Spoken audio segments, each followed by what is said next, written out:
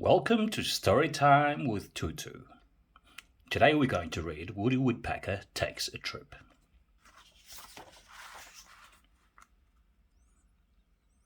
Woody Woodpecker sat in the middle of a pile of boxes, bags, and barrels. "I'm tired of my job," he sighed. "All day I make holes in life preserves.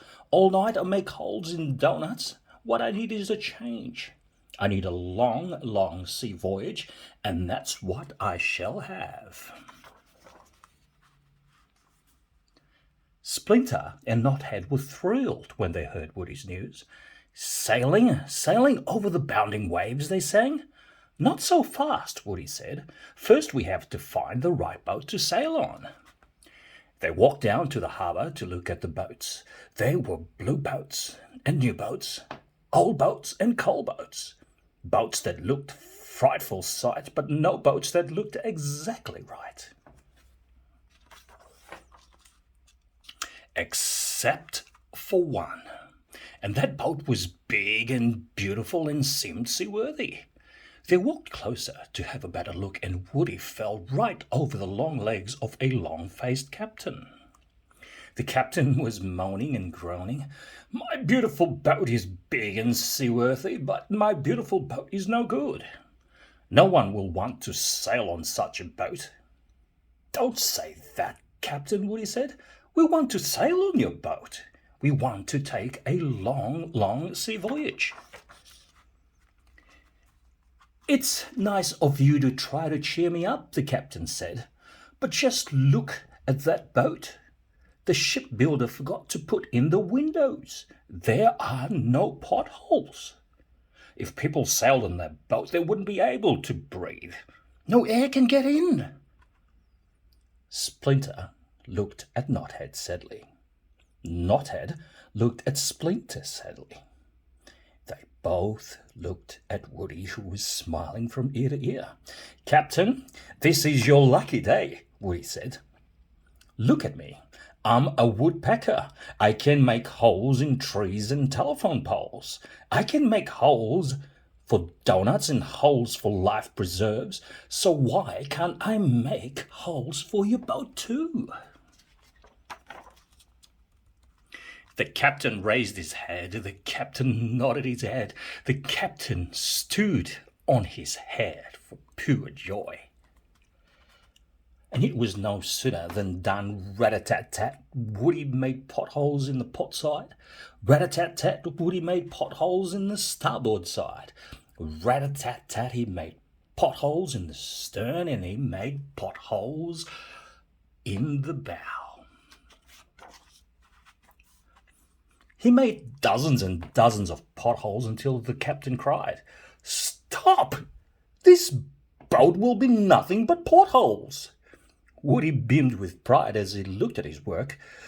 "There are no finer potholes in my ship," he said. "You have made me the happiest captain in the whole wide world," the captain said.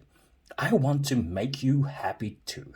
You shall have your long sea voyage. Meet me here tonight when the moon comes up, and we will sail across the sea." They ran home to get ready. In a flash, Woody packed a big suitcase. In a twinkling, Splinter and Knothead packed their suitcases too. They turned off the lights, locked the door, left a note for the milkman, and were off. The boat was big and perfect for playing games. Splinter and Knothead played leapfrog over the deck chairs, over the lifeboats, and over each other. They played hide and seek in the bedroom called the staterooms, in the kitchen called the galleys, and both elevators and swimming pools. Meanwhile, Woody helped the captain. He fiddled with the weather instruments and faddled with the compass. He fiddled and faddled too much. Woody helped the captain steer the big boat. He fiddled the big wheel to the right instead of the left. He faddled the big wheel to the left instead of the right. He fiddled and faddled too much. So one day, "Help! Help! Oh, help!" the captain cried. "Iceberg ahead!" Woody and Splinter and Knothead peered out of the potholes. Closer and closer loomed the mountain of ice. "My boat!" the captain cried.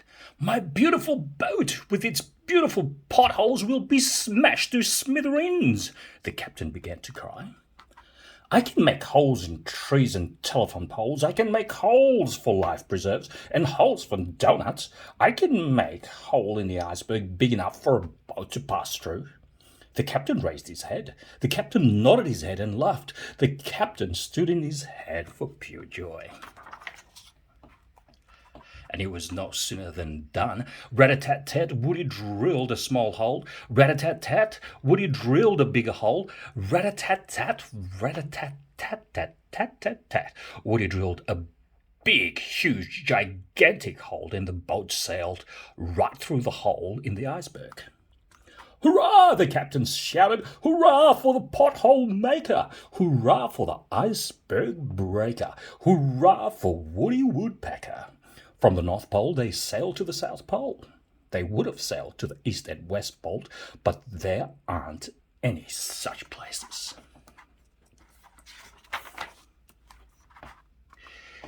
If ever on Sunday you happen to find yourself at the South Pole, you might see penguins and seals playing horseshoe and rings made of ice.